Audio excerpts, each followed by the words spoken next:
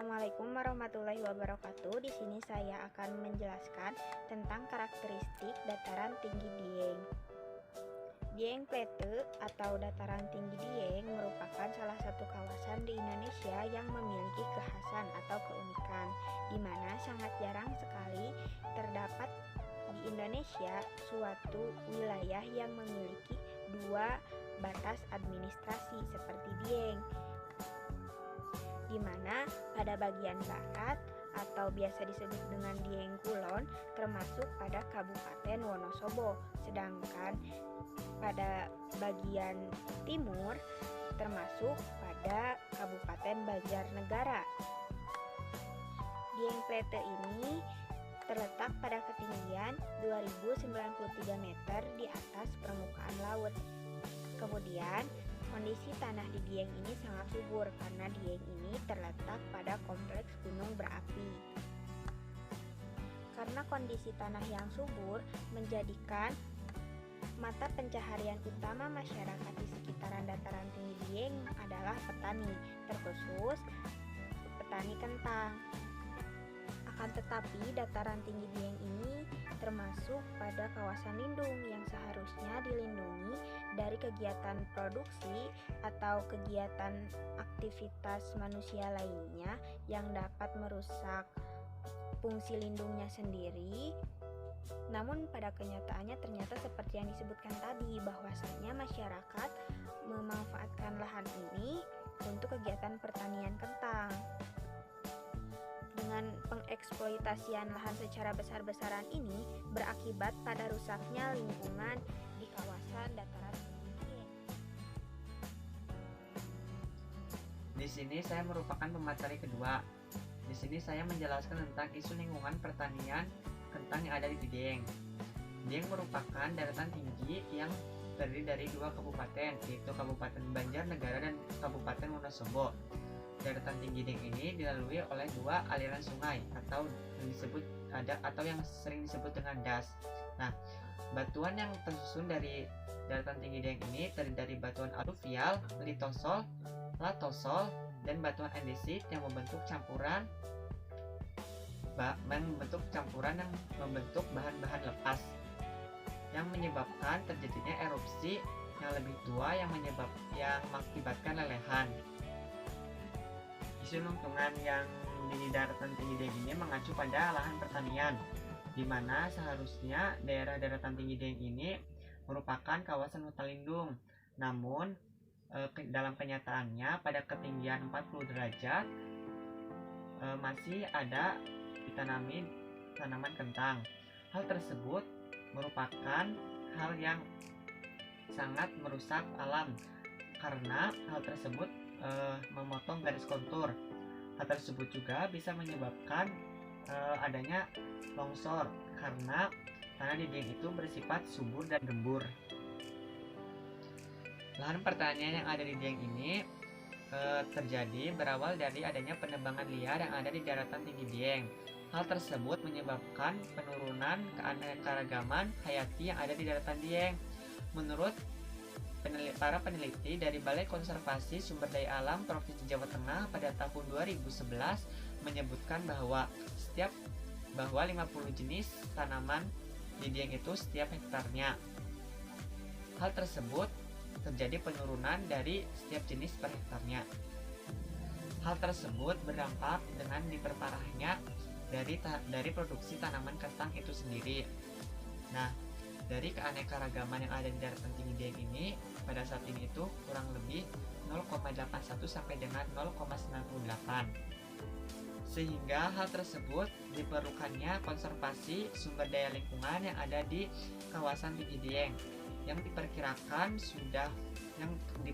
kerusakannya sudah mencapai 180 ton per hektar are per tahunnya.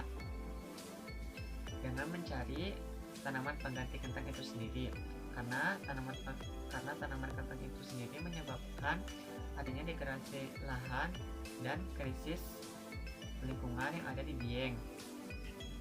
Konservasi dan penataan lahan di kawasan Dieng ini sangat diperlukan karena untuk menjaga pertahanan dan keseimbangan antara kelas antara kelestarian lingkungan atau produktivitas kelestarian dan juga kesejahteraan masyarakat, yang nanti hal tersebut diharapkan dapat mengembalikan peran dan fungsi kawasan yang ada di daratan tinggi Dieng secara optimal dan maksimal, baik ditinjau dari segi ekologis atau keuangan, sosial budaya, ekonomi, maupun lingkungan. Ada beberapa dampak yang diakibatkan penanaman kentang dataran tinggi Dieng. Di antaranya yaitu yang pertama ada penambangan hutan lindung yang mengakibatkan percepatan erosi di dataran tinggi Dieng. Nah, karena adanya penanaman kentang ini mengakibatkan tingkat erosi di Dieng itu menjadi tinggi karena hutan lindungnya yang kian berkurang karena penanaman kentang tersebut. Kemudian yang kedua ada penanaman kentang yang dilakukan di kemiringan yang tinggi tanpa adanya konservasi lahan sehingga mengakibatkan kerusakan lingkungan. Sudah jelas karena adanya penanaman kentang yang sangat meningkat, kemudian dilakukannya itu di dataran tinggi yang cukup curam sehingga terjadi beberapa kerusakan lingkungan alam di dataran tinggi Dieng tersebut. Kemudian yang ketiga ada kerusakan objek wisata karena yang mengakibatkan penurunan daya tarik. Nah, dikarenakan ada penanaman kentang di Dieng ini, jadi objek wisatanya itu menurun karena lebih difokuskan kepada penanaman kentang di Dieng. Kemudian yang keempat ada krisis tumbuhan hayati akibat dari penanaman dan perkebunan kentang. Nah, karena saking banyaknya pertumbuhan kentang sehingga sumber daya tumbuhan hayati yang lainnya itu tidak difokuskan dan cenderung diacuhkan karena lebih memfokuskan pada kentang tersebut. Kemudian yang kelima ada gemburnya tanah yang disebabkan hilangnya atau berkurangnya hutan lindung yang dijadikan kawasan penanaman kentang tanpa memperhatikan lingkungan alam sekitar. Sudah jelas karena penanaman kentang ini jadi si tanah yang gembur yang akibat dari hutan lindung itu jadi berkurang, jadi lebih kecondong untuk penanaman kentang. Kemudian yang terakhir ada penanaman kentang yang memotong garis kontur pada tanah atau kemudian lerengnya. Nah, akibat dari pemotongan garis kontur dalam penanaman kentang ini mengakibatkan daerahnya itu jadi rusak dan cenderung kan kalau memotong kontur itu sudah pasti akan mengakibatkan suatu kerusakan. Nah, ini juga begitu. Sekian yang dapat saya sampaikan. Terima kasih. Kegiatan konservasi sebagai usaha penyelamatan lingkungan dataran tinggi Dieng pernah dilakukan oleh instansi-instansi terkait ataupun instansi pemerintah dan belum berjalan dengan maksimal karena masyarakat belum dilibatkan dalam kegiatan tersebut. Masyarakat belum dilibatkan secara penuh dalam perencanaan maupun pelaksanaan program evaluasi tersebut. Padahal sesungguhnya dalam pembangunan proses sosialisasi harus dimulai dari orang yang mengetahui tentang lingkungan dan sistem kehidupan masyarakat setempat. Upaya penerapan konsep pusaka saujana yang dimiliki kawasan dataran tinggi Dieng perlu menggunakan pendekatan ekologi dan ekonomi. Artinya, pada saat ekonomi menjadi arah pembangunan, maka kearifan lokal, sosial budaya, dan fungsi ekologi alam menjadi pengontrol dan penyeimbang stabilitas untuk menjaga produktivitas lingkungan, sehingga lingkungan pun akan tetap lestari. Pemanfaatan budaya dan alam yang dijadikan sebagai sumber daya pariwisata yang harus digunakan dengan cara-cara ekonomi dan memperhatikan kearifan lokal, sosial budaya pada masyarakat. Tahun 2019, Bank Indonesia, terutama Bank Indonesia Jawa Tengah, dalam program CSR bekerjasama dengan HRC Citra melakukan suatu kegiatan revitalisasi atau penghidupan kembali desa Sumbangan, desa yang terletak pada kawasan paling tinggi dataran tinggi Dieng. Petani di Dieng secara umum sudah memiliki kemampuan dalam melakukan adaptasi fisik, ekonomi, dan juga budaya secara bersamaan. Namun, dalam pelaksanaan strategi adaptasi fisik, petani Dieng masih melakukan cara-cara yang bertentangan dengan prinsip ekologi.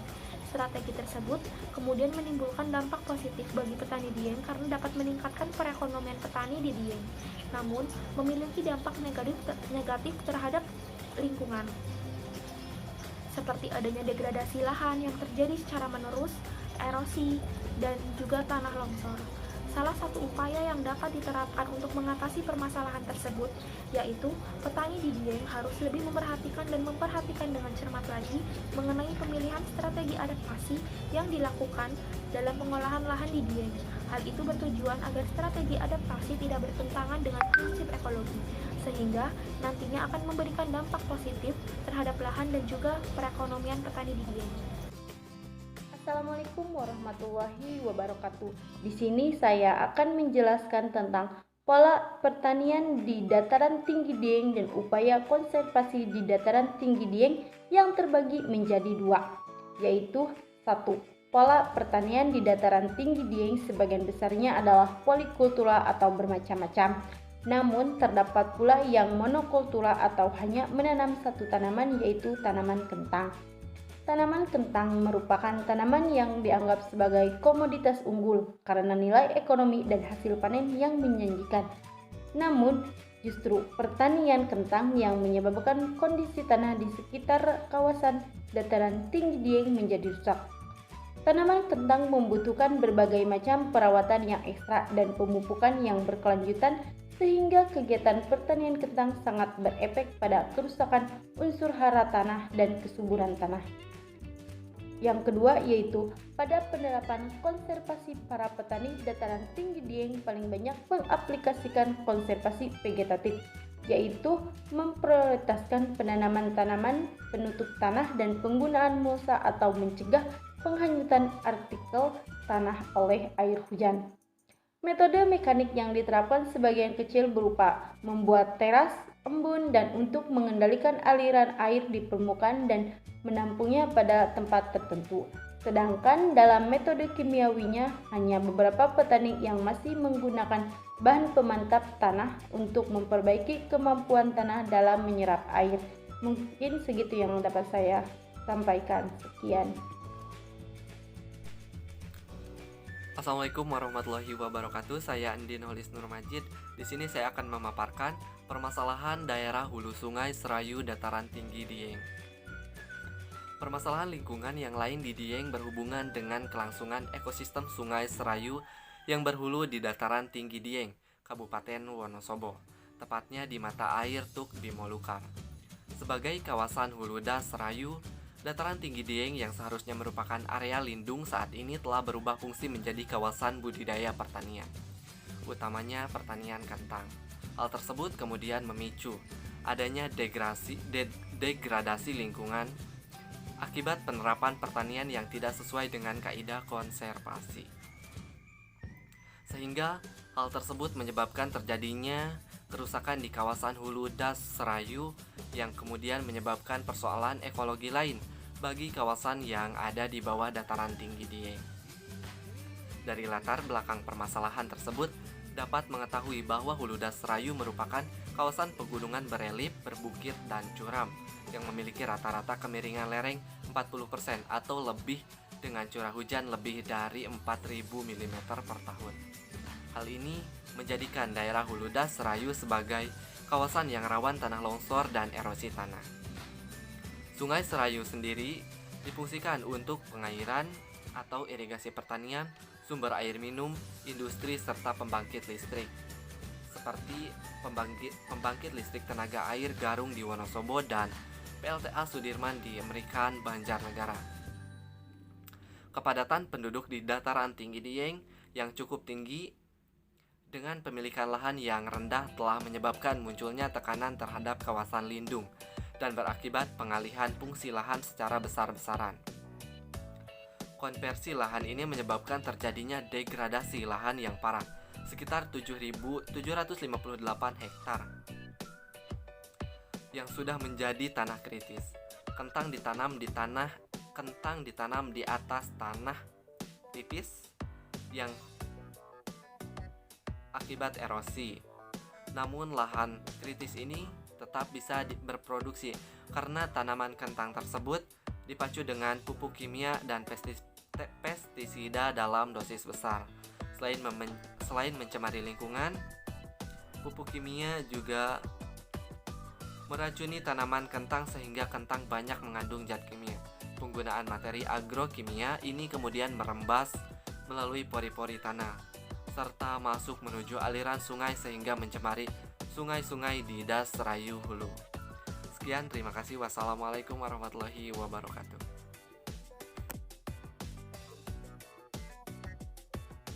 Assalamualaikum warahmatullahi wabarakatuh. Penyebab permasalahan Sungai Serayu dataran tinggi Dieng. Permasalahan yang terjadi di dataran tinggi Dieng salah satunya yaitu pencemaran Sungai Serayu, yaitu pencemaran Sungai Serayu yang notabene dipakai sebagai air baku atau air minum, budidaya air tawar, peternakan, dan irigasi pertanian kelas 2.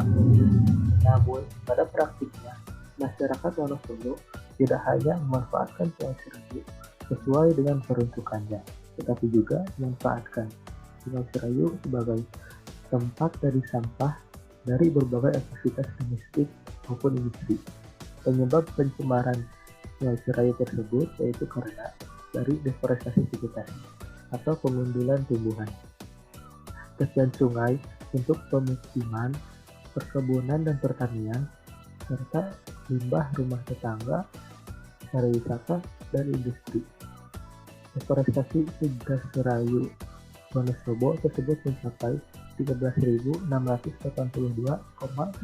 hektar, dengan 201,13 hektar diantaranya digunakan sebagai pemukiman.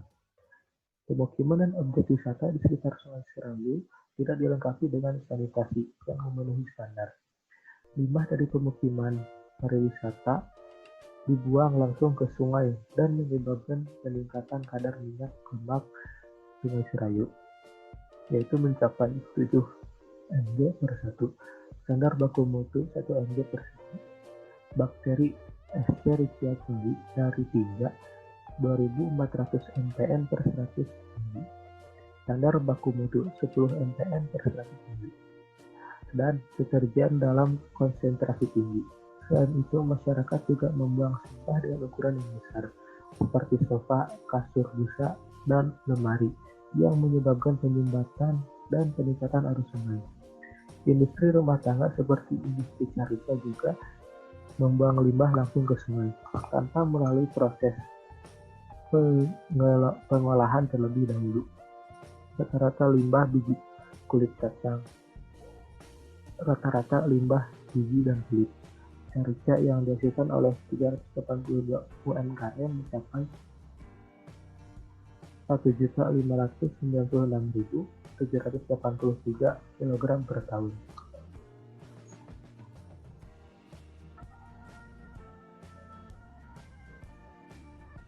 Dampak dari permasalahan hulu Sungai Serayu dataran tinggi Dieng.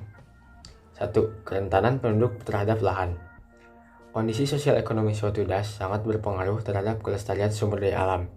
4 kabupaten, yaitu Wonosobo, Banjarnegara, Purbalingga, dan Banyumas, memiliki kepadatan penduduk lebih dari 400 jiwa per kilometer, dan struktur ekonomi berbasis pertanian. Tingkat kepadatan penduduk dan struktur ekonomi berbasis pertanian merupakan indikator ketenaran suatu wilayah, sehingga das Serayu yang berada di 4 kabupaten tersebut termasuk kategori sangat rentan. Sementara itu, Kabupaten Cilacap meskipun struktur ekonominya berbasis pada industri, tetapi kepadatan penduduknya melebihi 400 jiwa per kilometer. Maka Kabupaten Cilacap termasuk dalam kategori rentan. Secara keseluruhan, kerentanan penduduk terhadap lahan semua kabupaten dalam das Serayu masuk dalam kategori sangat rentan. Kedua, kerentanan ekonomi. Kerentanan ekonomi das Serayu dapat dilihat dari pendapatan dan pertumbuhan ekonomi. Kabupaten Wonosobo menunjukkan kerentanan paling tinggi. Penyebab kerentanan tersebut adalah pendapatan Kabupaten Wonosobo yang masih di bawah ambang standar kemiskinan Provinsi Jawa Tengah. Sementara itu, Kabupaten Banjarnegara, Purbalingga, Cilacap, dan Banyumas masuk dalam kategori sedang karena pendapatan per kapita kabupaten berada di atas ambang batas kemiskinan provinsi.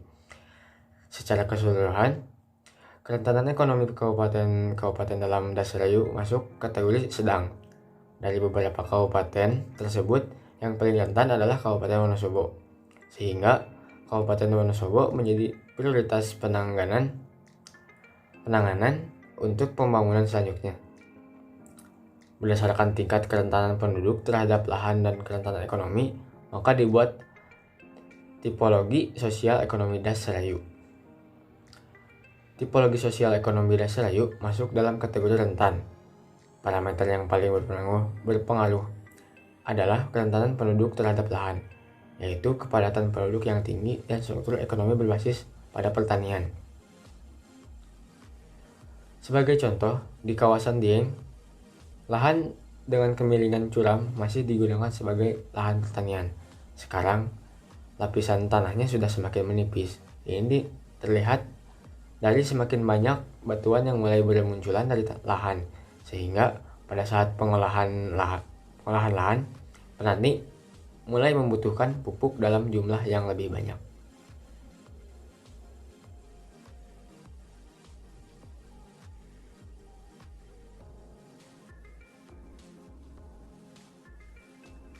Saya Alifa Umaira akan membahas mengenai konservasi dalam meminimalisir bencana di dataran Dieng.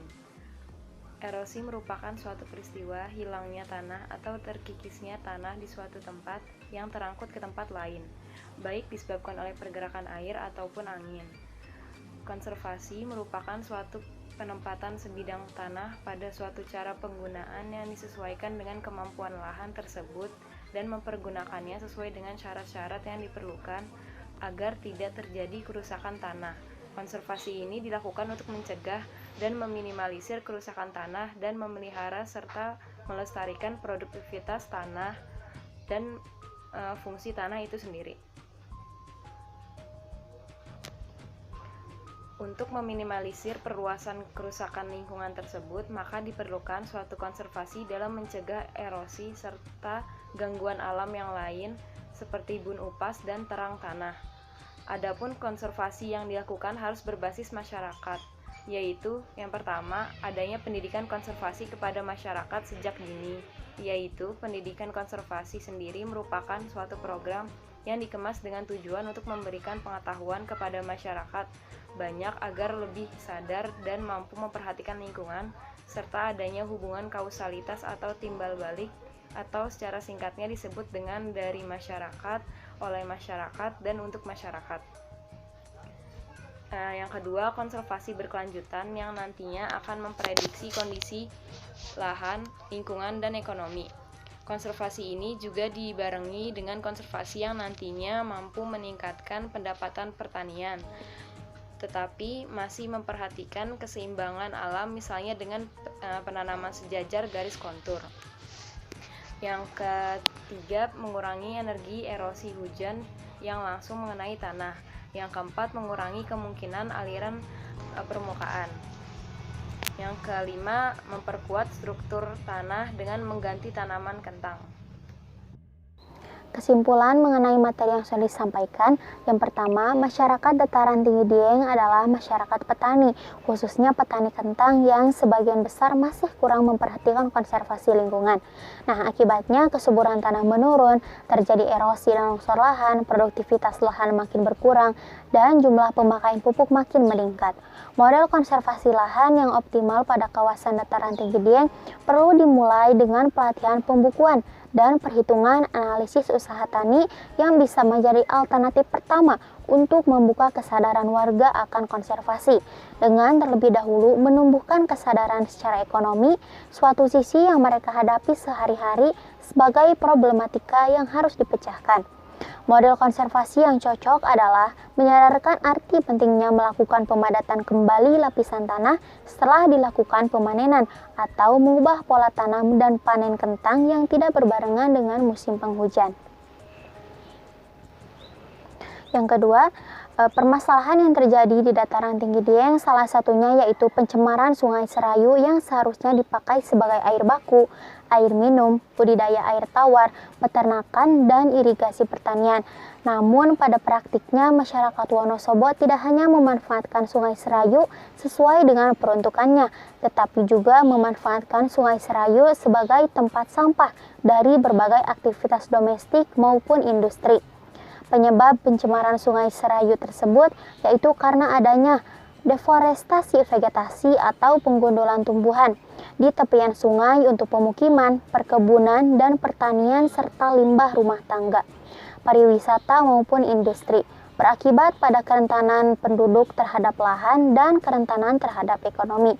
Dan solusi yang bisa dilakukan dalam permasalahan daerah hulu Sungai Serayu di dataran tinggi Dieng, yang pertama melakukan reboisasi pada hulu sungai, yang kedua menjaga ekosistem daerah hulu, dan yang ketiga melakukan pemantauan pada daerah hulu sungai secara rutin. Adapun saran untuk fenomena tersebut yaitu perlunya pelatihan mengenai pembukuan dan perhitungan analisis usaha tani, lalu pelatihan lebih dalam mengenai pengelolaan erosi dan konservasi tanah. Pendidikan konservasi itu sendiri bisa dilakukan baik berupa konservasi vegetatif maupun mekanis, dan juga model pembelajaran tentang tata ruang mikro yang berwawasan bencana, karena hal itu sangat mutlak diperlukan. Sekian, terima kasih. Wassalamualaikum.